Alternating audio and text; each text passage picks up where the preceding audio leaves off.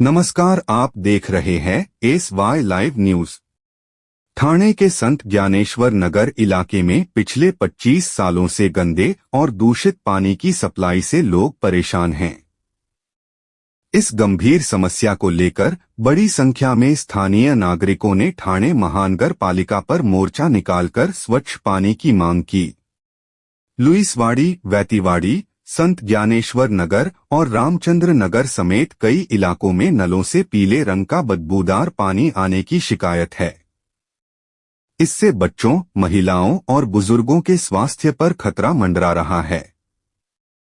स्थानीय नेता शाहजी उर्फ गणेश खुसपे के नेतृत्व में नागरिकों ने नगर आयुक्त सौरभ राव से मुलाकात कर अपनी समस्या रखी।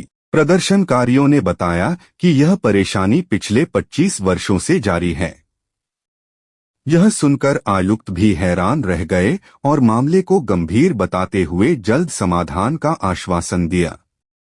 अब देखना होगा कि 25 साल पुरानी इस समस्या का समाधान आखिर कब होता है और लोगों को साफ पेयजल कब तक मिल पाता है। ऐसी ही हर बड़ी खबर के लिए जुड़े रहिए SY लाइव न्यूज के साथ। तुम्हा सगळ्यांना ऐकून आश्चर्य वाटेल, मागील 25 वर्षापासून संत ज्ञानेश्वर नगर, डॉक्टर गंगाधर नगर आणि प्रभाग क्रमांक 13 गढूळ पाणी पित आहेत। ह्या गोष्टीची प्रशासनाला तर काडीची लाज सुद्धा राहिलेली नाही। वारंवार पत्र व्यवहार करूनही त्याला केराची टोपली दाखवण्यात आली। शेवटी नाईलाज असतो आज हा ठाणे महानगरपालिकेवरती मोर्चा काढण्यात आलेला आहे। या प्रभागात 5 टर्म धुरंधर नगरसेवक निवडून आलेले होते। काय करत होते? झोपा काढत होते का? 25 वर्ष एखादा प्रश्न सोडवण्यासाठी लागतातच कसे?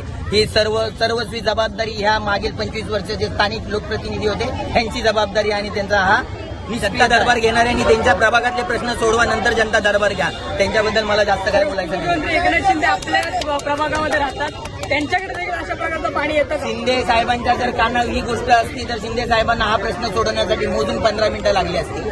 स्थानिक लोकप्रतिनिधींचं हे अपयश आहे। त्यांनी साहेबांच्या कानावर ही गोष्ट टाकायला पाहिजे होती। साहेब, या आमच्या विभागात गढूळ पाणी येते, हे थोडंसं या गोष्टीत लक्ष द्या।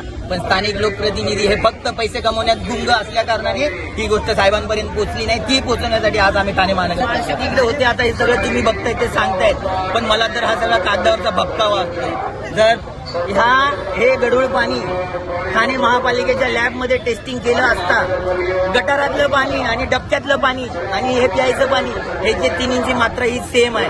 म्हणजे आम्हाला 25 वर्ष तुम्ही डबक्यातलं पाणी, गटारातलं पाणी पाजत होता का? कोणी आवाज उचलणारा नव्हता का? त्यामुळे आज हा सामान्य जनतेचा आणि हा कुठलाही पक्षाचा मोर्चा नाहीये। हा मोर्चा संत ज्ञानेश्वर नगर, डॉक्टर गंगाधर नगर आणि प्रभाग क्रमांक 13 मध्ये सर्वसामान्य लोक जी पाण्याने त्रासलेली आहेत त्या त्रासलेल्या लोकांचा मोर्चा आहे। ओके।